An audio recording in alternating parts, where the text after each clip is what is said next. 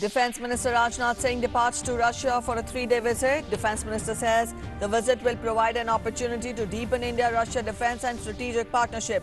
Raksha Mantri will attend Grand Military Parade in Moscow to mark the 75th anniversary of Soviet victory over Germany in the Second World War on June 24th. Armed forces deployed along LAC given full freedom to give befitting response to any Chinese action. Defence Minister Rajnath Singh reviews the Ladakh border situation in a meeting attended by Chief of Defence Staff and 3 service chiefs.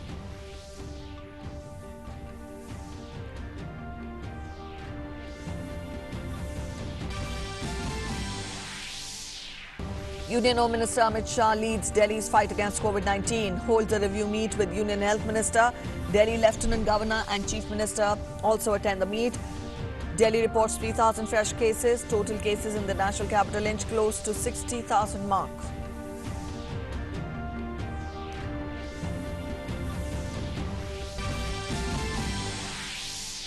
India's recovery rate from COVID-19 stands at 55.77%. More than 2.37 lakh people cured. Number of active cases reaches 1,74,387. Death toll stands at 13,699.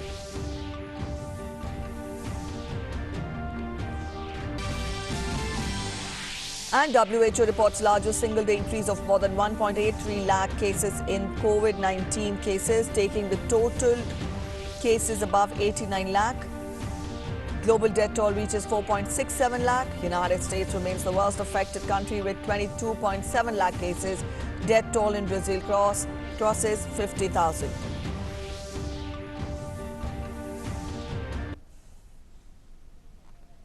Hello, you're watching DT News and I'm Preeti presenting the bulletin. Our top story first. Defence Minister Rajnath Singh today left for Moscow on a 3-day visit to attend the victory parade on 24th this month to commemorate the 75th anniversary of the victory in the Second World War. The parade is organised to honour the heroism and sacrifices made by Russian and other friendly people. A tri-service 75-member Indian military contingent has already reached Moscow to participate in the victory parade along with Russian contingent and other invited contingents. The Indian participation in Victory Day Parade will be a mark of tribute to the great sacrifice made by Russia and other nations in the Second World War, in which Indian soldiers also participated and made supreme sacrifice. The Victory Parade was originally scheduled on 9th of May but was postponed due to COVID-19 pandemic.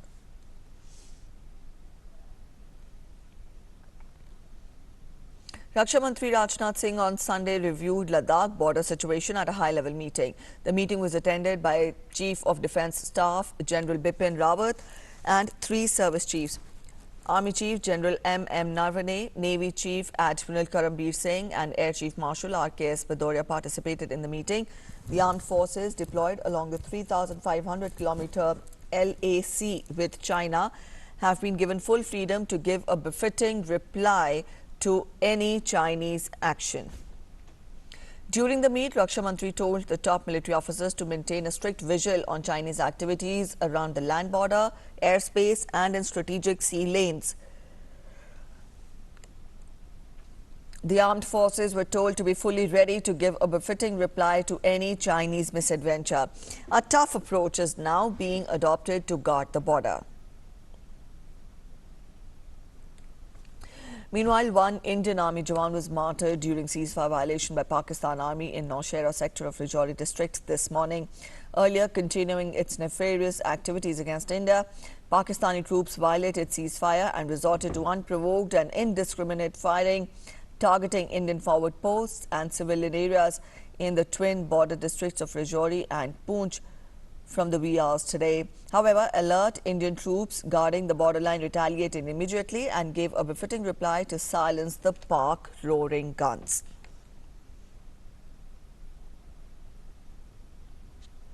Ramesh Raina is joining us from Jammu to get us more on that. Ramesh, get us the current situation. We've told our viewers that since morning, Pakistan resorted to intermittent firing along the Nowshera sector of Rajouri district. Added to this, one Indian Army Jawan was martyred during ceasefire violation by Pakistan. You spell out more details.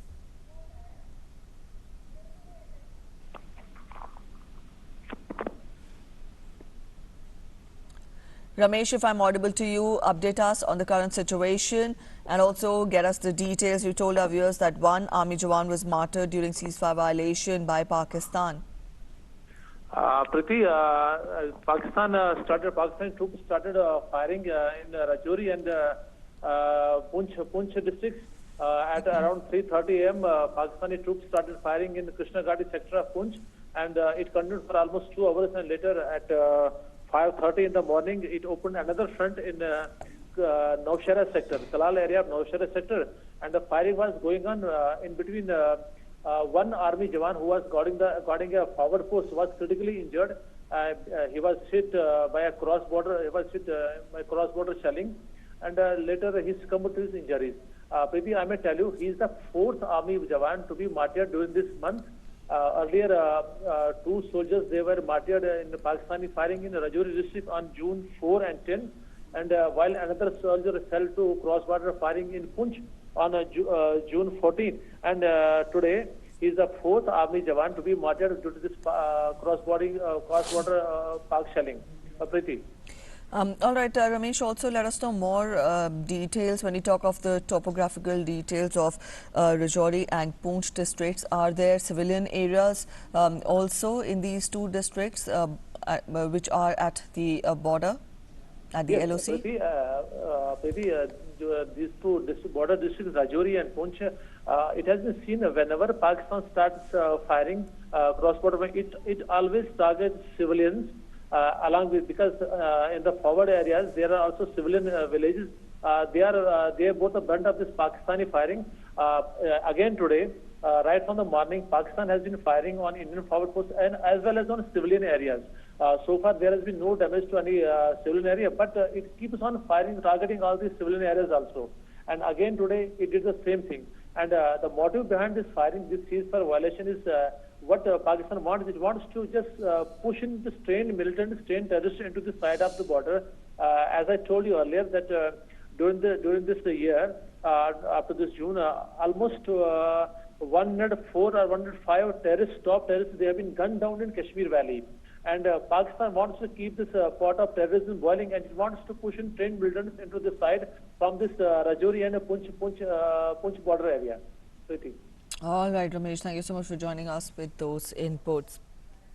Meanwhile, an encounter broke out in the forest area of Verinak Kapran area of Anantnag district of Jammu and Kashmir this morning.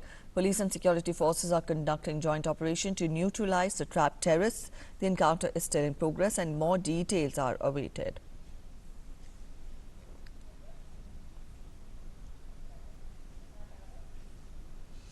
Union Home Minister Amit Shah on Sunday chaired a high-level meeting to discuss the strategies to contain the spread of COVID-19 in the national capital. The meeting was attended by Union Minister of Health and Family Welfare, Lieutenant Governor of Delhi, Chief Minister and Deputy Chief Minister of Delhi. During the meeting, a report of Dr. V.K. Paul Committee on Containment Strategy of COVID-19 in Delhi was presented. The committee set up by Home Minister suggested several measures related to the containment strategy, including mapping of all containment zones in Delhi again and vigorous contact tracing of positive cases for quarantining. As per the plan proposed by Dr. V.K. Paul, every district in Delhi will be linked to a major hospital which will provide adequate help. Also, a serological survey will be conducted across Delhi from June 27 to July 10th, involving sample testing of 20,000 people. The Union Home Minister has directed the Delhi government to conduct assessment with respect of every dead individual as regards how many days before death the person was brought to hospital and from where. A special focus has to be given on whether the person was in home isolation or whether the person was brought to the hospital at right time or not. Every death has to be reported to the Government of India. Home Minister also said that all COVID-19 positive cases should be first referred to COVID centers, and those who have adequate facilities at home and do not suffer from other comorbidities can be allowed to stay in home isolation. The government shall also be informed of the number of people kept in home isolation. The Home Minister asked the Delhi government to implement the recommendations of the committee. Coronavirus cases in Delhi neared the 60,000 mark on Sunday, with 3,000 more people testing positive.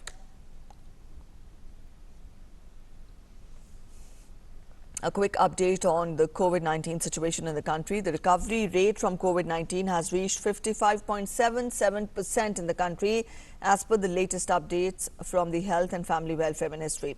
Presently, the total number of active COVID-19 cases are 1,74,387 in the country, while 2,37,195 people have been cured and discharged.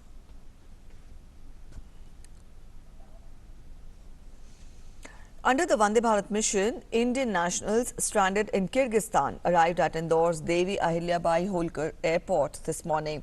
The flight left from Kyrgyzstan's Bishkek airport and arrived in Indore via New Delhi. This special flight carried many students who were studying abroad. The flight landed with 23 passengers in New Delhi, while 125 passengers arrived in Indore. These passengers will be quarantined in their respective districts. On the occasion, MP Shankar Lalwani also reached the airport and took stock of the arrangements and gave necessary instructions to the administration. Lalwani said that the safety and security of all citizens from COVID-19 is a priority. The next phase of Operation Samudra Setu for repatriating Indian nationals from overseas began yesterday. Indian Navy ship INS Airavat evacuated 198 Indian nationals from Malé and departed last evening for Tuticorin in Tamil Nadu. The ship reached Malé on 20th of June, after which medical checkups of all the passengers were done. All basic amenities and medical facilities will be provided to evacuees during the sea passage.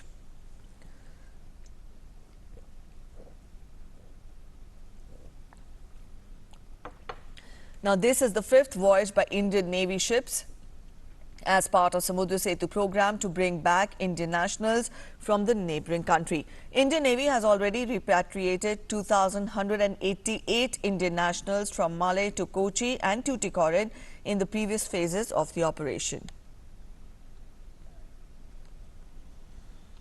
And some other news now. Supreme Court will hear pleas seeking recall of its order staying this year's historic Lord Jagannath's Rath Yatra today.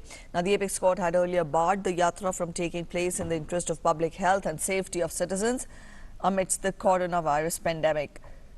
The Apex Court had on June 18 said that in the interest of public health and safety of citizens, this year's Rath Yatra cannot be allowed and Lord Jagannath will not forgive us if we allow it.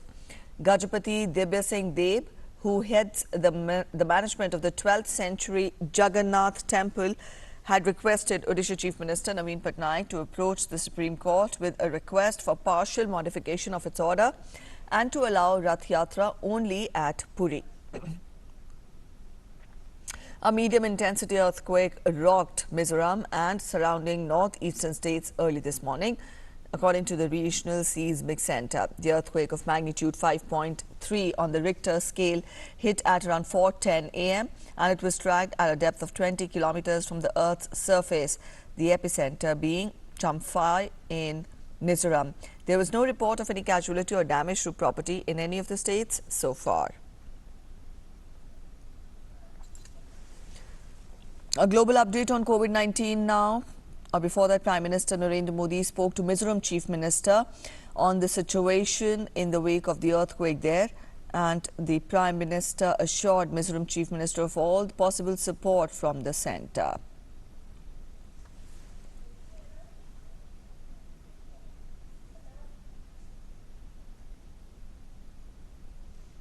And continuing with updates on the earthquake, a moderate earthquake of 5.8 magnitude also jolted Dhaka and several other parts of Bangladesh this morning. According to Bangladesh Met Department, 5.8 magnitude earthquake took place at 4:40 a.m. and it was centered on India-Myanmar region, 301 kilometers southeast of Dhaka. No damage to property or casualty has been reported from anywhere so far.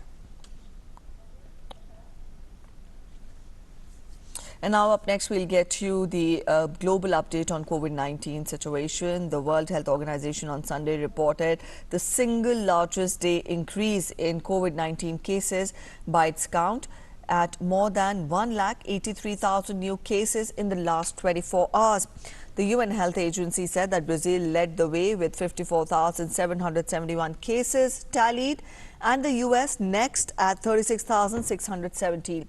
Experts said rising case counts can reflect multiple factors, including more widespread testing as well as broader infection. Overall in the pandemic, 89,28,652 cases have been reported worldwide, with 4,67,671 deaths.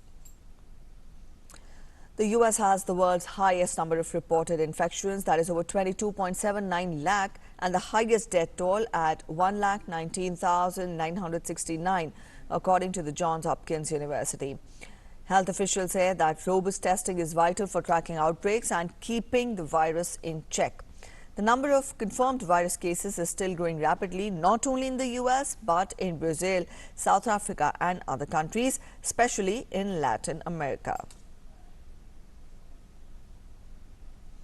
Brazil has become the second country after the US to register more than 50,000 deaths from COVID-19. The grim milestone comes amid growing political unrest and days after the country confirmed more than 1 million coronavirus infections. Experts warn that the peak of the outbreak in Brazil is still weeks away. Meanwhile, supporters of Brazilian President Jair Bolsonaro took to the streets of Sao Paulo on Sunday to call for an end to COVID-19 restrictions and the resumption of economic activities.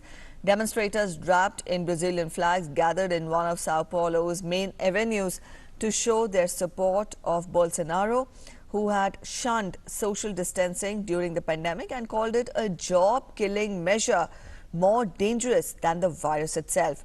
The country now has a total of 10,85,038 confirmed cases.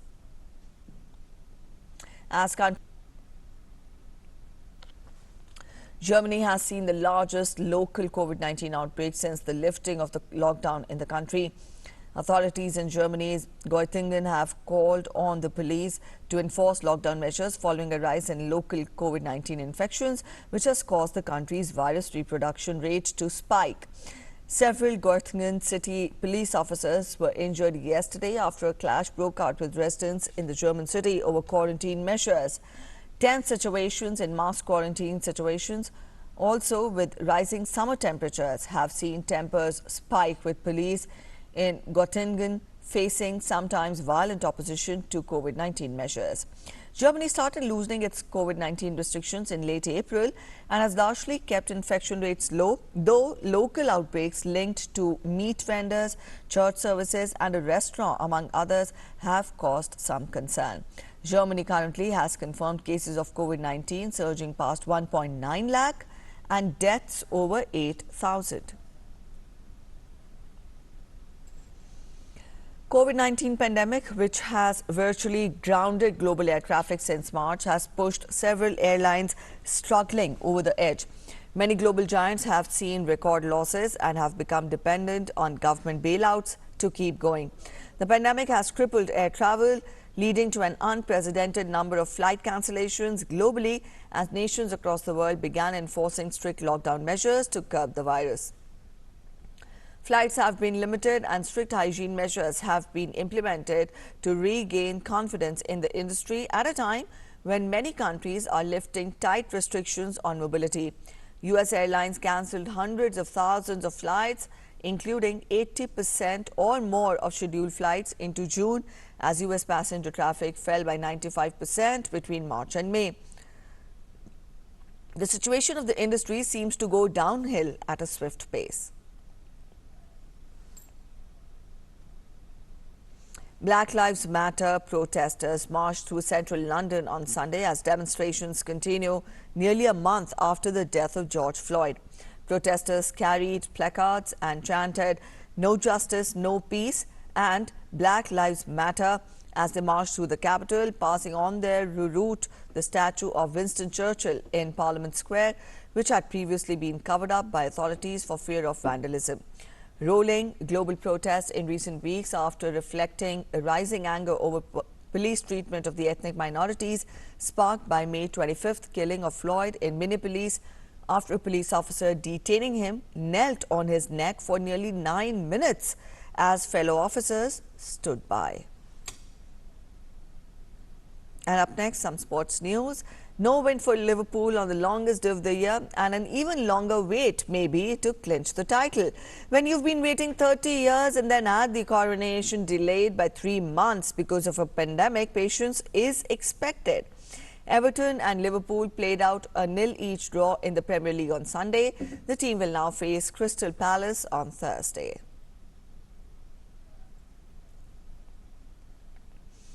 And it's now time to check fake messages going viral on social media. A fake message is going viral that an order allegedly from NIC claims that Ministry of Electronics and Information Technology has prohibited some apps from being made available on app stores. Now, this viral message is nothing but another made-up news. This is completely false and inaccurate. There is no such order issued by the Ministry of Electronics and IT or the NIC. Another fake news which is being circulated on various platforms claims a stay on central government employees' salary increase for 1 year. If you have read a piece of news, then beware, because it is fake and the central government has issued a clarification in this regard. Quoting an office memorandum of the Department of Personnel and Training, a media report had recently claimed that the central government had stayed the salary increase of its employees for a year. That's it in this edition of the News this hour. Thanks for watching. Namaskar.